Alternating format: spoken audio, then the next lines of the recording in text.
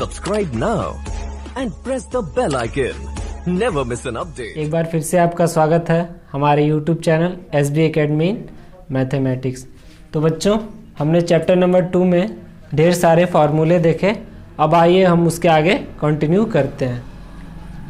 तो जैसा कि बच्चों मैंने एक आपको फार्मूला बताया था, a के पावर m इंटू a की power n equal to a की पावर m प्लस n। इसमें हमारा आधार सेम तथा इन दोनों के बीच मल्टीप्लाई का चिन्ह है, तो हम पावर को ऐड कर देते हैं। लेकिन यदि हमारा पावर सेम हो, यदि हमारा पावर सेम हो और हमारा बेस जो है यानी कि आधार अलग अलग हो, तो इसके लिए हमारा फार्मूला है a इंटू बी और पूरे की पावर m।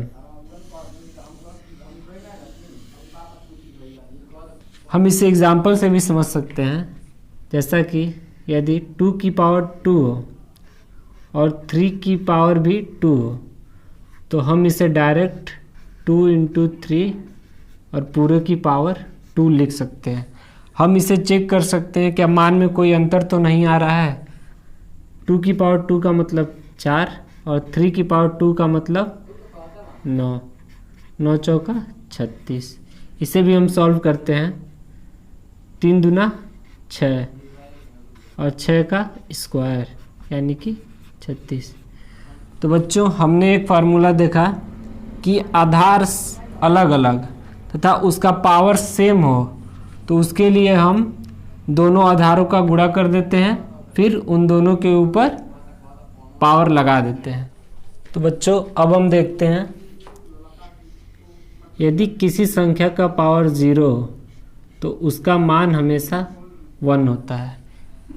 ये हमारा चर राशि है, यानी कि इसका मान कुछ भी हो सकता है। यदि किसी भी संख्या का पावर 0 हो तो हमारा 1 आता है। ये चीज़ें आती कहाँ से है, हम इसे सिद्ध भी कर सकते हैं। जैसे कि हम a की पावर 0 को लिख सकते हैं a की पावर 1 माइनस 1। यहाँ से हम a की पावर 1 माइनस 1 को a की पावर 1 इंटू a की पावर माइनस 1 लिख सकते हैं। कैसे? क्योंकि हमने फार्मूला पढ़ा है a की पावर m इंटू a की power n equal to a की पावर m प्लस n। तो यहाँ से हम इन चीज़ों को ये भी लिख सकते हैं और हम इसका उल्टा इसको हम ये भी लिख सकते हैं, यानी कि a की पावर m माइनस n को हम a की पावर m इंटू a की पावर n के रूप में भी लिख सकते हैं। तो बच्चों, यहाँ से मैंने आपको बताया था कि यदि किसी भी संख्या का पावर माइनस में है तो उसे प्लस करने के लिए हम नीचे भेज देते हैं। तो यहाँ से हम यदि इसको नीचे भेज दें तो हमारा पावर प्लस में हो जाएगा और यहाँ से ये दोनों कट जाएंगे, तो यहाँ से हमारा मान आ रहा है 1। तो बच्चों, हमने सिद्ध करके देखा कि a की पावर 0 का मान हमेशा 1 होगा और a का मान यहाँ पे कुछ भी हो सकता है। कुछ भी का मतलब ये बटे के रूप में भी हो सकता है या कोई भी चर राशि, कोई भी चर राशि a का मान हो सकती। बच्चों, मैंने अभी आपको बताया कि किसी भी संख्या का पावर यदि 0 हो तो हमेशा 1 आता है, लेकिन ये रूल 0 पर लागू नहीं होती। यदि 0 की पावर 0 है तो 1 के बराबर नहीं होती है। ये हमारा अपरिभाषित यानी कि अनडिफाइंड मान देती है। बच्चों, किसी भी संख्या का पावर यदि 0 हो तो हमेशा 1 आता है, लेकिन a कभी भी 0 के बराबर नहीं होना चाहिए। ये हमारी काफ़ी इम्पोर्टेंट चीज़ है। तो बच्चों, हमने लगभग सभी प्रकार के रूल्स को देख लिया है। अब आइए उनसे रिलेटेड क्वेश्चन को सॉल्व करके देखते हैं। हमारा एक क्वेश्चन है 2 की पावर 2/3, पॉइंट का मतलब होता है मल्टीप्लाई, इंटू 2 की पावर 1/3। तो बच्चों, इसमें हमारा आधार सेम और दोनों के बीच में मल्टीप्लाई का चिन्ह है, तो इसमें कौन सा फार्मूला काम में आएगा? 2 की पावर 2/3 प्लस 1/3। हम यहाँ ब्रैकेट में जिस फार्मूलों का उपयोग करते हैं वहाँ इसे लिख देते हैं। इसमें हम a की पावर m इंटू a की power n equal to a की पावर m प्लस n फार्मूले का यूज़ कर रहे हैं। तो ये हमारा होगा 2 की पावर, दोनों का एलसीएम 3 और 2 + 1 = 3, यानी कि 2 की पावर 3/3 ये हमारा कट के 1 हो जाएगा, यानी कि 2 की पावर 1 = 2। तो बच्चों इसमें हमारा आधार सेम है और दोनों के बीच हमारा मल्टीप्लाई का चिन्ह है। तो ऐसी स्थिति में हमारा जो पावर है हमेशा जुड़ जाता है। तो इसका मान आया 2। बच्चों हमारा नेक्स्ट क्वेश्चन है 3 की पावर 1/5 और पूरे की पावर 4। तो हम इसमें किस फार्मूलों का यूज़ करेंगे? a की पावर m और पूरे की power n equal to a की पावर m इंटू n। यहाँ पर ब्रैकेट का होना बहुत ज़रूरी है। तो बच्चों ये हमारा होगा 3 की पावर 1/5 इंटू 4। तो ये हमारा होगा 3 की पावर 4/5। यही हमारा आंसर होगा। हमने किस फार्मूले से लगाया? a की पावर m और पूरे की power n equal to a की पावर m इंटू n। और इस ब्रैकेट का होना बहुत ज़रूरी है, जैसा कि मैंने आपको पहले भी बताया है। बच्चों हमारा नेक्स्ट क्वेश्चन है 7 की पावर 1/5 बटे 7 की पावर 1/3। तो बच्चों जैसा कि हम इसे देख रहे हैं कि दोनों का बेस आधार सेम है तथा दोनों के बीच डिवाइड का चिन्ह है। तो इसमें हम कौन सा फार्मूला यूज करेंगे? a की power m divide by a की पावर n। तो ये हमारा होता है a की पावर m माइनस n। बच्चों हम जो भी फार्मूला यूज़ करते हैं उसे हम ब्रैकेट में लिख देते हैं ताकि एग्जामिनर को समझ में आ जाए आपने किस फार्मूले का यूज़ किया है। तो बच्चों ये हमारा होगा 7 की पावर 1/5। इसे हम इस रूप में भी लिख सकते हैं 7 की पावर 1/3। तो ये हमारा होगा 7 की पावर 1/5 माइनस 1/3। तो बच्चों आपको घटाना आता होगा। यहाँ से हमारा एलसीएम होगा 15 और ये हमारा होगा 3 माइनस 5। यहाँ से होगा 7 की पावर -2/15। बच्चों ये हमारा आंसर होगा। यदि हम इसको प्लस के रूप में बनाना चाहें तो हम इसे 1/7 की पावर 2/15 भी लिख सकते हैं। आइए हम अपने अगले क्वेश्चन की तरफ चलते हैं। तो जैसा कि बच्चों हम देख रहे हैं इसमें हमारा आधार सेम नहीं है और पावर हमारी सेम है और दोनों के बीच में मल्टीप्लाई का चिन्ह है। तो यहाँ हम कौन सा फार्मूला यूज करेंगे? a की पावर m इंटू b की पावर m, यानी कि आधार अलग अलग हो और दोनों की पावर सेम हो और उनके बीच में मल्टीप्लाई का चिन्ह हो। तो ये हमारा होता है a और b दोनों की पावर m। यहाँ से हम 13 इंटू 17 और दोनों की पावर 1/5। 13 इंटू 17 आप करेंगे तो आपका आएगा 221 और दोनों की पावर पूरे की पावर 1/5। यही हमारा। बच्चों अब हम दूसरे टाइप के क्वेश्चन को हल करने का तरीका देखते हैं। बच्चों हमारा नेक्स्ट क्वेश्चन है 32 की पावर 1/5। इसे सॉल्व करके हमें मान ज्ञात करना है।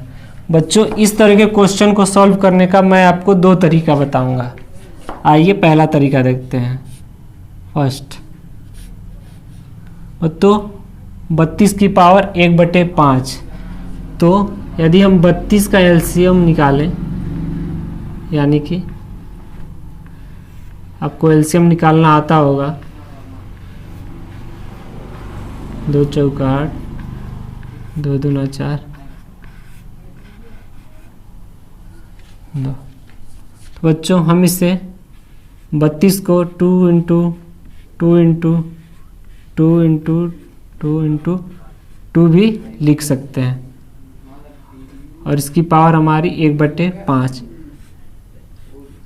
तो इसमें बच्चों 2 का गुणा 5 बार है तो हम इसे 2 की पावर 5 भी लिख सकते हैं, जैसा कि मैंने आपको पहले भी बताया था। और इस पूरे की पावर 1/5।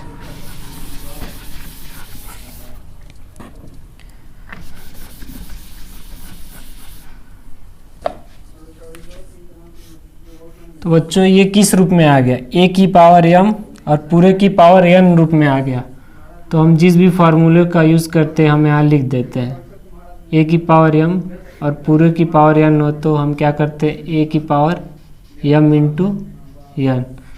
तो ये हमारा होगा 5 इंटू 1/5। तो यहाँ से हमारा 5 कट जाएगा, तो यहाँ बचेगा 2 की पावर 1, यानी कि हमारा आंसर होगा 2।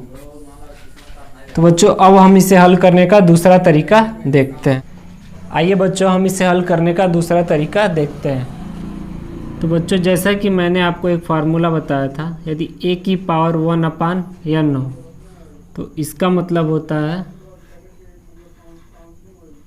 ये, यानी कि यदि किसी संख्या का पावर मान यदि 2 की पावर 1/2 है तो हम इसे ये भी लिख सकते हैं।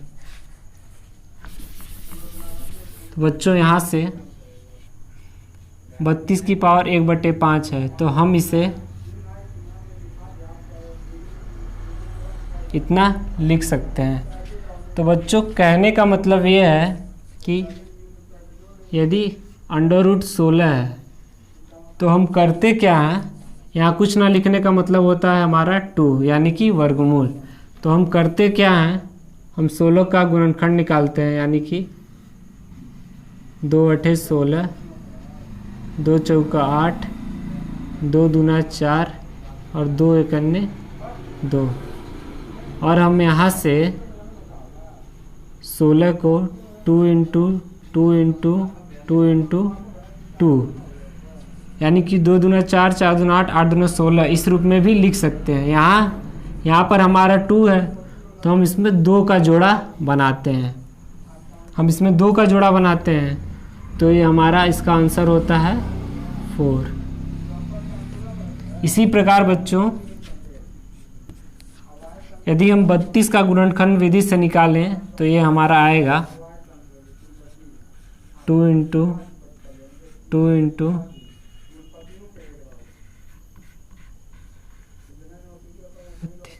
क्योंकि हमारा यहाँ 5 है तो हमें 5 का जोड़ा बनाना पड़ेगा। यहाँ पे हमारा 2 था तो हम 2 का जोड़ा बनाते थे, तो 1 2 यहाँ से और 1 2 यहाँ से निकल के 2 × 2 4 हो जाता था। तो हमारा 16 का वर्गमूल 4 आता था। वैसे ही हमारे यहाँ पर 5 है तो ये हमारा 5 का जोड़ा बनेगा, तो हमारे यहाँ से एक ही निकल कर आ पाएगा, तो इसका आंसर होगा हमारा 2। तो बच्चों इस प्रकार के क्वेश्चन को हल करने का मैंने आपको 2 तरीका बताया। आपको जो भी तरीका अच्छा लगे आप उस विधि से इस क्वेश्चन को सॉल्व कर सकते हैं। मान लीजिए यहाँ पर हमारा 3 होता तो हम 3 का जोड़ा बनाते हैं, यहाँ 4 होता तो 4 का जोड़ा बनाते हैं, यहाँ 10 होता तो 10 का जोड़ा बनाते हैं। बच्चों इस तरह के क्वेश्चन को एक बार और हल करके देखते हैं।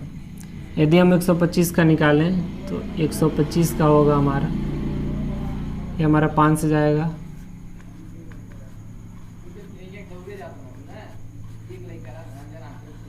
यानी हम 125 को लिख सकते हैं 5 × 5 × 5 और पूरे की पावर 1/3।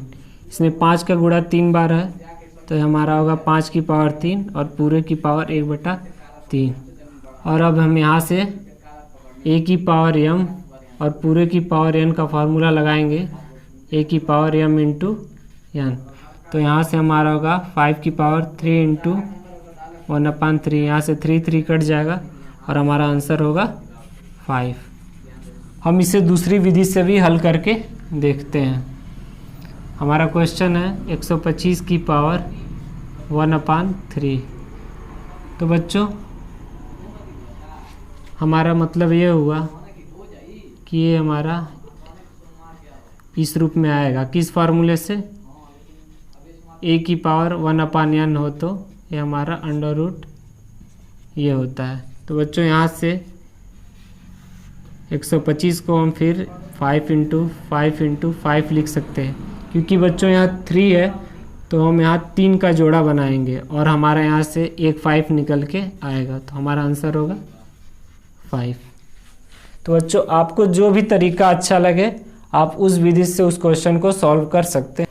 तो बच्चों आइए अब हम इस तरह के क्वेश्चन को सॉल्व करने का तरीका देखते हैं। हमारा क्वेश्चन है 9 की पावर 3/2। तो बच्चों हम 9 को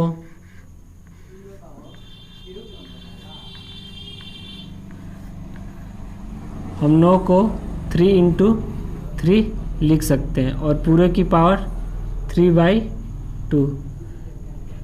3 × 3 का मतलब है इसमें 3 का गुणा 2 है तो हमारा पावर होगा 2 और पूरे की पावर 3/2।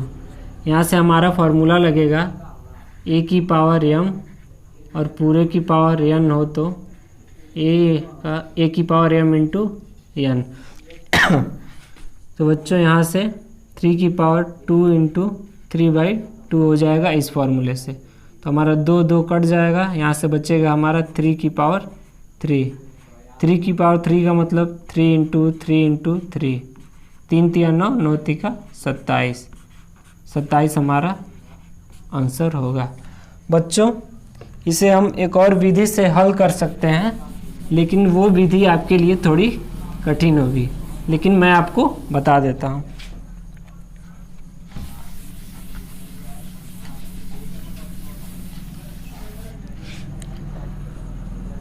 बच्चों जैसा कि हमारा क्वेश्चन है 9 की पावर 3/2, तो बच्चों हम इसे इस रूप में भी लिख सकते हैं 9 की पावर 3 और पूरे की पावर 1/2, क्योंकि हमारा ये फार्मूला a की पावर m और पूरे की पावर n हो तो हमारा होता है a की पावर m × n। तो यहाँ से m × n हम करेंगे तो ये हमारा 3/2, यानी कि a की पावर और पूरे की पावर n है तो 3 के गुणा 1/2 में होगा तो ये इसी रूप में आ जाएगा। तो हम इस रूप से या इस रूप में भी लिख सकते हैं और इस रूप से हम इस रूप में भी लिख सकते हैं। तो यहाँ से बच्चों हमारा होगा 1/2 का मतलब होता है ये किस फॉर्मूले से हुआ हमारा, एक यदि 1 की पावर 1/n हो तो हम इसे इस रूप में लिख सकते हैं।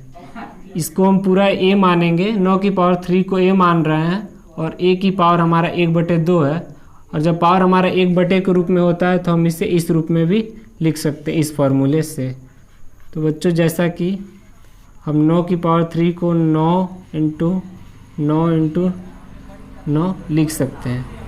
तो यहाँ से बच्चों जब यहाँ पर 2 है तो हम 2 का जोड़ा बनाते हैं, तो यहाँ से हमारा 1 9 निकल के आएगा और इसका कोई जोड़ा नहीं है इसलिए यह इसी रूप में रह जाएगा। बच्चों यहाँ से हमारा होगा 9 और 9 का वर्गमूल जो है 3 होता है तो ये हमारा 9 × 3 = 27।